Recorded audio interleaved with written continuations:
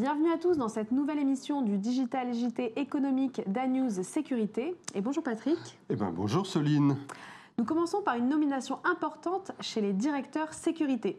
Oui, puisqu'il s'agit de Xavier Roche, nommé directeur de la sûreté ferroviaire du groupe SNCF.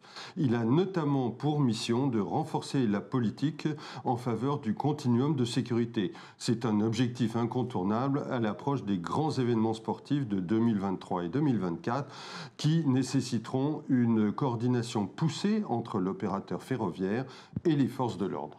Et quel est son profil ? Alors, ancien officier de l'armée de l'air, il devient magistrat à la Cour des comptes, puis entame sa carrière dans les transports. Il a notamment été directeur sûreté de Réseau ferré de France, c'est-à-dire le gestionnaire des infrastructures ferroviaires. En 2013, il est entré à la SNCF à la direction du matériel. Aujourd'hui, nous avons une rubrique entreprise extrêmement dense. On commence par Vernet-Caron, un fabricant d'armes de chasse qui change de nom pour ses activités sécurité et défense. Oui, alors cette société familiale créée voici 200 ans souhaitait donner une meilleure visibilité à ses matériels pour la sécurité. Parmi ceux-ci, on trouve des armes pour les forces de l'ordre et le fameux flashball utilisé contre les manifestants violents. Les dirigeants ont donc décidé de créer une marque. Il s'agit de Lebel, qui est, vous le savez certainement, Soline, était un fusil créé en 1886 par le colonel Nicolas Lebel. Il a équipé l'armée française jusqu'en 1918.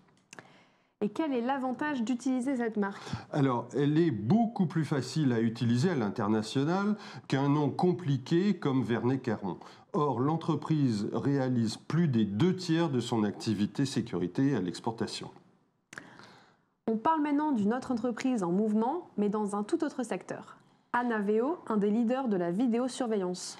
Alors, elle est en pleine réorganisation. Afin d'accélérer sa croissance, elle va accroître ses efforts en R&D en misant sur les applications cloud et sur l'intelligence artificielle, avec comme focus l'analyse comportementale et la reconnaissance faciale. Parallèlement, elle modifie sa direction commerciale pour l'adapter à cette nouvelle approche. De plus, elle va réaliser des acquisitions en France et, ce qui est nouveau, également à l'étranger. Justement, en parlant de croissance externe, vous vouliez nous parler d'une entreprise qui effectue 6 opérations d'un seul coup.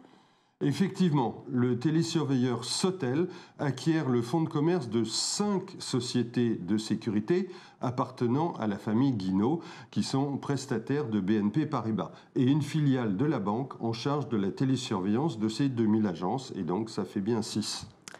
Au-delà de ce chiffre spectaculaire, c'est une opération importante. Oui, c'est la plus grosse acquisition de l'histoire de Sotel, qui fête d'ailleurs ses 35 ans cette année. Les activités reprises cumulent un chiffre d'affaires de 15 millions d'euros et font passer le groupe à 40 millions d'euros. Autre élément à prendre en considération, cette acquisition permet à Sotel de se positionner sur le marché du gardiennage et de la maintenance des distributeurs automatiques de billets, les DAB. Vous vouliez nous parler d'une entreprise de drones de surveillance qui va bien, et c'est plutôt rare dans ce domaine où les acteurs sont légion.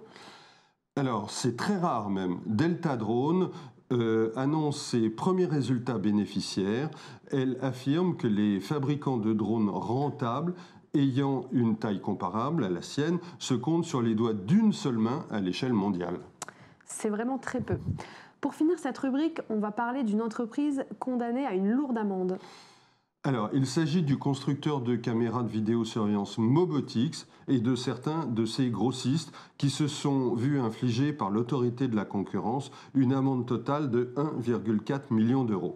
Ils sont condamnés pour entente sur les prix et pour avoir restreint les ventes en ligne des produits. Ces pratiques ont perduré entre 6 et 7 ans selon les grossistes et ont concerné plus des 2/3 des ventes de Mobotix en France. L'autorité souligne que les faits reprochés présentent, je cite, un certain degré de gravité.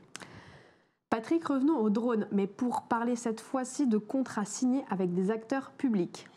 Alors, on le disait tout à l'heure, il existe peu de sociétés de drones de surveillance rentables.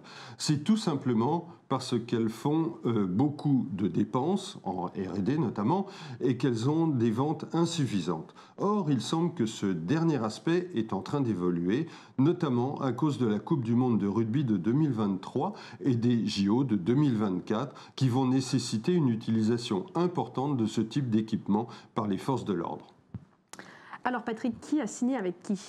Alors, il s'agit d'Equipol, une filiale de l'entreprise Rivolier, qui a remporté un appel d'offres de la gendarmerie pour lui fournir un total de 750 drones, 650 micro-drones de 1 kg chacun et une centaine d'un poids de 6 kg. Un joli contrat, effectivement. On termine ce Digital JT par l'actualité internationale. Alors, en l'occurrence, on va évoquer le Suédois Gunnebo qui rachète AC2, un spécialiste italien du contrôle d'accès. Et en quoi est-ce significatif? Tout simplement parce que le groupe effectue très peu d'acquisitions, à la différence de son compatriote Assa Abloy, par exemple, qui en réalise pratiquement une tous les mois. La dernière opération de Gunnebo remonte à plus de 2 ans. En outre, il est plutôt en train de se recentrer en effectuant diverses cessions, comme cela a été le cas en France en 2018. Ce sera le mot de la fin pour l'émission d'aujourd'hui. Merci Patrick pour ce JT Éco. Nous nous donnons rendez-vous très prochainement pour un autre numéro. Au revoir à tous. Au revoir Patrick. Au revoir Soline.